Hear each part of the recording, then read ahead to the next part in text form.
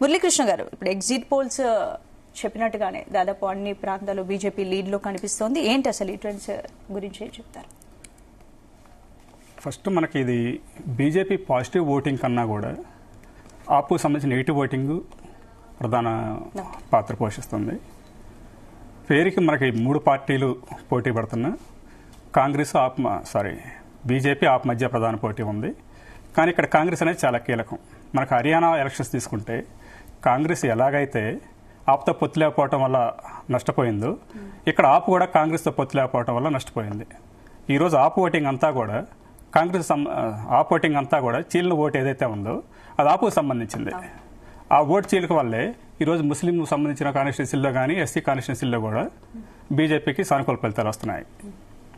ఇంకొకటి, ప్రతి పార్టీకి ఒక కోర్ ఓటింగ్ అనేది ఒకటి ఉంటుంది. ప్రతి పార్టీకి ఇక్కడ టీఆర్ఎస్ సంబంధించి పేరు మార్చిన తర్వాత బీఆర్ఎస్ పేరు మార్చిన తర్వాత ఆ పేగుబంధం ఎలా తెగిపోయిందో, నెక్స్ట్ వచ్చేసి ఢిల్లీలో కూడా ఆప్ అనేటప్పటికి ఒక క్లీన్ ఇమేజ్ నాయకుడు, ఒక క్లీన్ పార్టీ అనేది ఒక ఇది ఉండేది, బ్రాండింగ్ ఉండేది వాళ్ళకి. ఎప్పుడైతే ఈ లిక్కర్ స్కామ్ కానీ ఇవన్నీ బయటకు వచ్చినాయో అది కూడా మిగతా పార్టీలు లాంటిదే అనేది ప్రజల్లో ఒక అభిప్రాయం ఏర్పడింది. ఆ కోర్ ఓటింగ్ ఏదైతే ఉందో దాంట్లో కొంత చీలిక వచ్చింది ఆ టైంలో. దానివల్ల ఇక్కడ లాస్ అవుతున్నారు. నెక్స్ట్ వచ్చేసి అంటే ఈ అవినీతి ఆరోపణల ఎఫెక్ట్ అనేది యాప్ పై పడింది అనుకోవచ్చా? ఖచ్చితంగా ఢిల్లీ రిజల్ట్స్ మనం చూస్తున్నట్లయితే ఖచ్చితంగా ఈ అవినీతి ఆరోపణల ఎఫెక్ట్ స్పష్టంగా కనిపిస్తోంది మనకి. మేము గ్రౌండ్ లో చూసినప్పుడు ప్రతి ఒక్కరు దీని గురించి డిస్కషన్ చేసేవాళ్ళు. కింది స్థాయిలో మరీ కాకపోయినా మధ్యతరగతి ప్రజల్లో. ఎప్పుడైతే వీళ్ళంతా కూడా కేజ్రీవాల్ మద్దతు ఇచ్చింది ఆయన క్లీన్ ఇమేజ్ ఉన్న నాయకుడు అని చెప్పేసి, ఎప్పుడైతే అతని మీద ఆరోపణలు వచ్చినాయో వాళ్ళు కూడా కొంత దూరం జరగడం జరిగింది. నెక్స్ట్ ఆయన జైల్లో ఉన్నప్పుడు సీఎంగా ఉన్నాడు. జైలు నుంచి బయటకు వచ్చిన తర్వాత అతిశీని సీఎం చేశాడు. దానికి ఒక లాజిక్ లేకుండా పోయింది. మిగతా పార్టీలాగా వీళ్ళు కూడా బిహేవ్ చేస్తున్నారు. ఆమె అతిశీ సీఎం అయిన తర్వాత కూడా ఆయనకు ఒక సపరేట్ చైర్ వేసి రాచరికంలాగా అయోధ్యలో కంపారిజన్ చేస్తూ ఇదంతా కూడా ప్రజలు కొంత నచ్చలేదు ప్రజలకి. అంటే ఏంటి అంటే అప్పట్లో పాపులారిటీ ఉన్న షీలా దీక్షిత్ అని ఓడించారు అప్పట్లోనే. సో ఏంటి అంటే దాదాపు 10 ఏళ్లుగా అంటే మధ్యలో రాష్ట్రపతి పాలన వచ్చినప్పటికీ కూడా 10 ఏళ్ల నుంచి ఆమ్ ఆద్మీ పార్టీ ప్రజల్లో పాతుకుపోయింది, మంచి పేరు సంపాదించి అసలు ఎవరు ఊహించని దిశగా అప్పట్లో గెలిచింది. అంటే ఇప్పుడు ఇంత డిఫరెన్స్ ఎలా చూడొచ్చు? అంటే కాంగ్రెస్ అయితే మొత్తానికి తుడిచిపెట్టుకుపోయింది అనుకోవచ్చు, ఇప్పుడు గట్టి పోటీ ఇచ్చింది అనుకోవాలా, లేదంటే అంటే ఏంటి అసలు ఇది ముందుగానే ఊహించాం అనుకోవచ్చు? అంటే 98 నుంచి 2012 వరకు ఏకఛత్రాధిపత్యంగా కాంగ్రెస్ షీలా దీక్షిత్ అధికారంలో ఉన్నారు. ఒకే ఒకటి నిర్భయ ఇష్యూ తోటి ఆ పార్టీకి మ్యాక్సిమం నష్టం, ఎంత నష్టం జరిగింది అంత నష్టం జరిగింది. అదే సమయంలో దాన్ని క్యాచ్ చేసిన కేజ్రీవాల్ పార్టీ ఏర్పాటు చేయడం కానీ ఆ క్లీన్ ఇమేజ్ తోటి అప్పటి వరకు కూడా అవినీతి రహిత పరిపాలన అని చెప్పేసి ఆయనకున్న బలం 2015 నుంచి 20 వరకు అనేక పథకాలు తీసుకొచ్చాడు ఆయన. అవన్నీ కూడా 2015-20 మధ్య వచ్చినాయి. 2020 తర్వాత ఆ స్థాయిలో ఎటువంటి పథకం కూడా తీసుకురాలేకపోయింది. అదే సమయంలో సెంట్రల్లో స్టేట్ గొడవలు, ప్రతి విషయానికి సెంట్రల్ బ్లేమ్ చేస్తూ వచ్చాడు. ఒక టైం వరకు ప్రజలు కూడా యాక్సెప్ట్ చేశారు దాన్ని, ఫైట్ చేస్తున్నాడని చెప్పేసి. ప్రతి ఇష్యూలో స్టేట్ సెంట్రల్ గొడవ స్టార్ట్ అయినప్పుడు ప్రతిసారి కూడా సెంట్రల్ బ్లేమ్ చేస్తున్నాడు అని చెప్పేసి అదే సమయంలో వీళ్ళు డబుల్ ఇంజిన్ సర్కార్ అనేది బీజేపీ ముందుకు తేవడంతో ఒక్కసారి బీజేపీ ఛాన్స్ చూద్దాము అనే ఇష్యూలో పోలరైజేషన్ జరిగింది. ఓటింగ్ అంతా కూడా పోలరైజేషన్ అయింది. బీజేపీ సపోర్ట్ చేస్తూ వచ్చారు. అదే సమయంలో కాంగ్రెస్ లాస్ట్ టైం 4% వరకు ఓటింగ్ వస్తే ఈసారి 8 to 9% వస్తుంది మా సర్వేలో. ఈ ఓటు అంతా కూడా కాంగ్రెస్ పెరిగిన ప్రతి ఓటు కూడా ఆపు నుంచి చీలిన ఓటే. ఆ ఓటు చీలిక వల్ల బీజేపీకి ప్లస్ అవుతుంది. ఏంటి అంటే ఇప్పుడు న్యూఢిల్లీ అసెంబ్లీ స్థానంలో ఆపు జాతీయ కన్వీనర్ కేజ్రీవాల్ వెనుకంచెలో ఉన్నారు. మరోవైపు చూసినట్లయితే కాల్కాజీ స్థానంలో ఢిల్లీ సీఎం అతిషి వెనుకంచెలో ఉన్నారు. ఇంకోవైపు జంగ్పూర్లో మనీష్ సిసోడియా కూడా వెనుకంచెలో ఉన్నారు. అంటే ఇప్పుడు చెప్పిన రిపోర్టర్ చెప్పిన ప్రకారం కొంచెం మనీష్ సిసోడియా ముందంజకు వచ్చినట్టు కూడా తెలుస్తోంది. కానీ ఇంకా టెన్షన్ అంటే ఏంటి అసలు ఈ ముగ్గురు కీలక నేతలు కూడా వెనుకంచెలో ఉండడానికి కారణం? మా సర్వేలో కూడా కొంత టైటే కనిపించింది. అక్కడ కొంత వెనుకంజలో కనిపించారు. కొద్ది గొప్ప తేడాతో ఒకరిద్దరు బయటపడచ్చు, కానీ వీళ్ళ ముగ్గురులో కూడా ఒకరిద్దరు ఓడిపోయే ఛాన్సే ఉంది. అంటే ఏంటి మీ ఎగ్జిట్ పోల్స్ అంచనాలు? దాదాపు ఎగ్జిట్ పోల్స్ అయితే ఎగ్జాక్ట్ అయ్యాయి. సర్వే సంస్థలు చెప్పినట్టుగానే బీజేపీ లీడ్ లో కనిపిస్తోంది. అంటే మీరు సర్వే ఉన్నారు కాబట్టి సర్వేలో ఏంటి అంటే దీనికి కారణాలు ఏమై ఉంటాయి? అసలు ముగ్గురు కీలక నేతలు వెనుకంచి ఉండడానికి కారణాలు ఏమై? ముగ్గురనే కూడా టోటల్ పార్టీ మనం రీసెంట్ గా దేశం మొత్తం ఎక్కడ ఎలక్షన్స్ తీసుకున్నా వన్ సైడ్ తీర్పు వస్తుంది. మెజారిటీ స్టేట్లో వచ్చేసి ఈ పార్టీ ఓడిపోతుంది అనుకున్నప్పుడు దానికి ఆపోజిట్ ఎవరైతే ప్రధాన పార్టీ ఉందో ఆ పార్టీ వైపు ఓటింగ్ అంతా పోలరైజేషన్ అవుతుంది. సో ఆ సమయంలో ఏంటంటే ఓడిపోయే పార్టీ దారుణంగా ఓడిపోతుంది. మనం మహారాష్ట్ర చూసినా సరే, మనం ఇంకో స్టేట్లో చూసినా వన్ సైడ్ ఓటింగ్ అనేది జరుగుతుంది ఈ మధ్యకాలంలో. రైట్, ఇంక చూద్దాం. ఇప్పుడైతే ప్రస్తుతానికి ఎగ్జిట్ పోల్స్ అయితే ఎగ్జాక్ట్ అయ్యాయన్నట్టు కనిపిస్తోంది. సర్వే సంస్థలు చెప్పినట్టుగానే బీజేపీ అధికారంలో రానున్నట్లు కూడా ఫలితాలు వెల్లడవుతున్నాయి. మ్యాజిక్ ఫిగర్ ను దాటి సంపూర్ణ మెజారిటీతో బీజేపీ దూసుకుపోతుందా అన్నట్టు కనిపిస్తోంది. అయితే దాదాపు 2.5 దశాబ్దాల తర్వాత ఢిల్లీ పీఠాన్ని బీజేపీ కైవసం చేసుకునే అవకాశాలు కూడా కనిపిస్తున్నాయి. రైట్, అంటే ఏంటి ఇప్పుడు ఈ సిచ్యువేషన్ చూసినట్లయితే? ఇంకోటండి, చెప్పండి. వీళ్ళ ఆపు కోర్ ఓటింగ్ ఏదైతే ఉందో ముస్లిం ఓటింగ్, అక్కడ పెద్ద సంఖ్యలో ముస్లింస్ ఉన్నారు. వాళ్ళంతా కూడా 2020 అసెంబ్లీ ఎన్నికల్లో 83% ఆపు ఓటేశారు. ఈసారి అది 70% తగ్గుతుంది. ఆ 13% ఓటింగ్ కూడా ఎంఐఎంకో లేదా కాంగ్రెస్కి వచ్చి ఆ మేరకు అక్కడ ట్రయాంగిల్ అయ్యి బీజేపీ లాభపడుతుంది. బీజేపీ లాభపడుతుంది. ఇంకోటి మధ్యతరగతి ప్రజలు కానీ, ఎబో మిడిల్ క్లాస్ కానీ వీళ్ళంతా ఈసారికి బీజేపీకి ఓటేద్దామనేది కొంత ప్రజలకు పబ్లిక్ కనిపించింది మాకు. రైట్, అంటే మొత్తం స్థానాలు చూసినట్లయితే ఏ స్థానాల్లో అంటే అన్ని స్థానాల్లో దాదాపు బీజేపీ ముందంజలో కనిపిస్తోంది. కాబట్టి ఎక్కువగా ఎక్కడ ఆమ్ ఆద్మీ ఎఫెక్ట్ కొంచెమైనా కనిపిస్తుంది అనుకోవచ్చు. ఎక్కడ అంటే ఎస్సీ కాన్స్టిట్యూన్సీలో కొంతవరకు ఉండొచ్చు, ముస్లిం రిలేటెడ్ దగ్గర కొంచెం వాళ్ళ ఎఫెక్ట్ ఉండొచ్చు, కానీ మిగతా సీట్లలో బీజేపీ లీడ్ చేస్తుంది.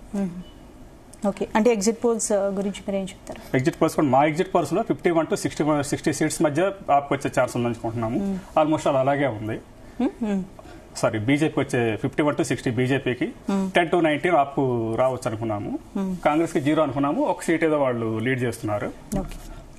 అంటే ఏమైనా కొంచెం చేంజ్ కనిపించే అవకాశం ఉందా? అంటే మరి ఇంకో గంట చేంజ్ కాకపోవచ్చు అండి, ఇదే ప్యాటర్న్ ఉండొచ్చు. ఇదే ప్యాటర్న్ కంటిన్యూ అవుతుంది అనుకుంటున్నాము. అంటే ఏంటి కొంచెం కూడా అంటే ఇంకా కొంచెం అంటే టఫ్ కాంపిటీషన్ కనిపించిన బీజేపీ అయితే ఆల్మోస్ట్ విజయం ఖాయంగా కనిపిస్తోంది. కాబట్టి ఏంటి అంటే కాంగ్రెస్ సిచ్యువేషన్ ఏంటి? కాంగ్రెస్ అదే పొలిటికల్ పార్టీగా వాళ్ళు ఎలక్షన్లు వచ్చినప్పుడే అటాక్ చేస్తున్నారు, కానీ ఏ స్టేట్లో అయినా సరే ముందు నుంచి ఒక ప్లానింగ్ అనేది ఉండటం లేదు. దానికి లాస్ట్ మినిట్లో ఎలక్షన్ క్యాంపెయిన్ స్టార్ట్ అయిన తర్వాత ప్రియాంక గాంధీ, రాహుల్ గాంధీ అడావుడిగా ప్రచారం చేయటం తప్పించి ముందు నుంచి ఒక ప్లానింగ్ ప్రకారం పోవటం కానీ ఇటువంటిది ఏమీ లేదు. అదే బీజేపీ తీసుకుంటే బీజేపీ 7 to 8 months ముందు నుంచే అక్కడ ప్లానింగ్ చేశారు.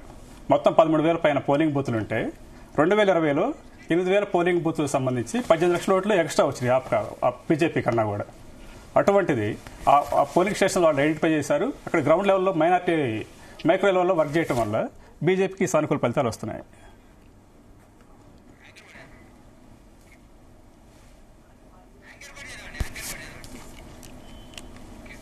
ఇక 4వసారి అధికారంలోకి రావాలనుకున్న ఆప్ కలలు నెరవేరేలా కనిపించడం లేదు. తనకు తిరుగులేదని భావించిన కేజ్రీవాల్ కు ఈసారి ఫలితాలు మాత్రం షాక్ ఇస్తున్నాయి. ఓట్ల లెక్కింపు ప్రారంభం నుంచే ఆప్ వెనుకబాటును ప్రదర్శించింది. అయితే పోస్టల్ బ్యాలెట్ లో బీజేపీకి అత్యధిక ఓట్లు పోలయ్యాయి. ఆప్ అగ్రనేతలంతా వెనుకంచెలోనే ఉన్నారు. జంగ్పూర్ లో ఆప్ అభ్యర్థి మనీష్ సిసోడియా ఆధిక్యంలో కొనసాగుతుండగా సీఎం అతీషి, మాజీ సీఎం కేజ్రీవాల్ కూడా వెనుకంచెలో ఉన్నట్టు చూస్తున్నాం.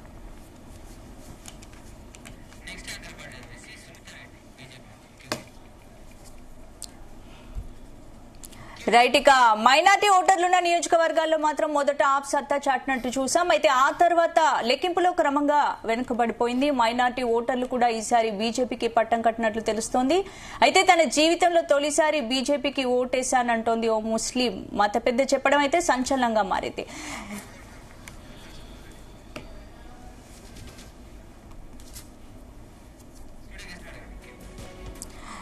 రైట్, దాదాపు చాలా ముస్లిం ఓటర్స్ కూడా బీజేపీకి పట్టం కట్టని చూసాం. ఇప్పుడు కూడా చూసాం, ఫస్ట్ టైం బీజేపీకి ఓటు వేసాం. ఎందుకు బీజేపీకి ఏ పరంగా అట్రాక్ట్ అయినట్టు అంటే ఇక్కడ ముస్లిము హిందూ అనే దానికన్నా కూడా ఏవైతే పోల్ ప్రామిసెస్ ఉన్నాయి ప్రతి ఒక్కరికి కాస్ట్ కన్నా కూడా వాళ్ళు డైలీ ఈ పెరిగిన ధరల ప్రకారం వాళ్ళు డైలీ లైఫ్ లీడ్ చేయడం అనేది చాలా ఇంపార్టెంట్.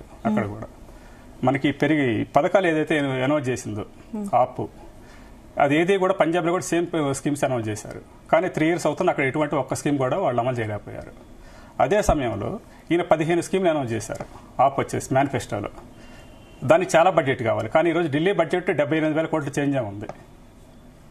అదే టైంలో బీజేపీకి ఓటేస్తే స్టేట్ సెంట్రల్ డబ్ల్యూజీ సర్కార్ కాబట్టి కొంతవరకు వాళ్ళు ఆ పోల్ ప్రామిసెస్ని వాళ్ళు ఫుల్ఫిల్ చేసే అవకాశం ఉంది. కాబట్టి బీజేపీ సైడ్ కూడా కొంత ప్లస్ వాళ్ళకి కొంత బీజేపీ సైడ్ కూడా చూసినట్టున్నారు వాళ్ళు.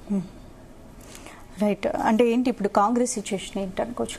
కాంగ్రెస్ కొంత ఓటు బ్యాంక్ పెరుగుతుంది తప్పించి పెద్దగా మార్పు. లాస్ట్ టైం కి ఇప్పటికీ కొంత ఓటు బ్యాంక్ 4 to 5% పెరుగుతుంది. ఆ ఓటు అంతా కూడా ఆపు ఓటే. బీజేపీ మనకి 1993 నుంచి చూసుకుంటే బీజేపీ అక్కడ 35 to 40% ఎప్పుడు ఓటింగ్ ఉంది బీజేపీకి. లాస్ట్ టైం వచ్చేటప్పటికి పూర్తి కాంగ్రెస్ 4%, బిలో 4% పరిమితమైన కాంగ్రెస్ కి ఈసారి 8 to 9% వచ్చే అవకాశం కనిపిస్తుంది.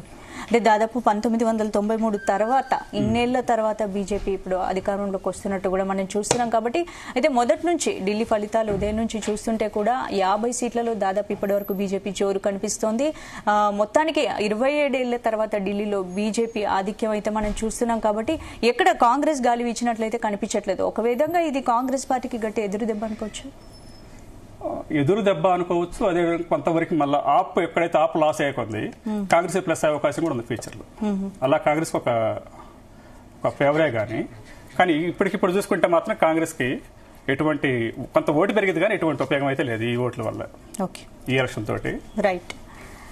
ఇక మరోవైపు ఢిల్లీ ఎన్నికల్లో ఎక్కడా కూడా కాంగ్రెస్ గాలి వీచినట్లయితే కనిపించట్లేదు. ఒకే స్థానంలో ఇప్పటివరకు కాంగ్రెస్ లీడ్ లో ఉంది. ఇది కాంగ్రెస్ పార్టీకి ఊహించిన గట్టి ఎదురు దెబ్బగా చెప్పవచ్చు. అయితే ఇప్పటికి కేవలం 4% ఓట్లు కూడా దాదాపు దక్కలేదని చెప్పాలి. ఇక బీజేపీ అయితే సుమారు ఇప్పటివరకు 52% ఓట్లతో దూకుడు ప్రదర్శిస్తోంది. ఆమ్ ఆద్మీ పార్టీకి 42% ఓట్లు వచ్చాయి. ఇక ట్రెండ్స్ ఇలాగే కొనసాగితే మాత్రం ఢిల్లీలో ప్రభుత్వాన్ని ఏర్పాటు చేయాలన్న 26 ఏళ్ల బీజేపీ కళ నెరవేరుతుందని రాజకీయ విశ్లేషకులు అంటున్నారు.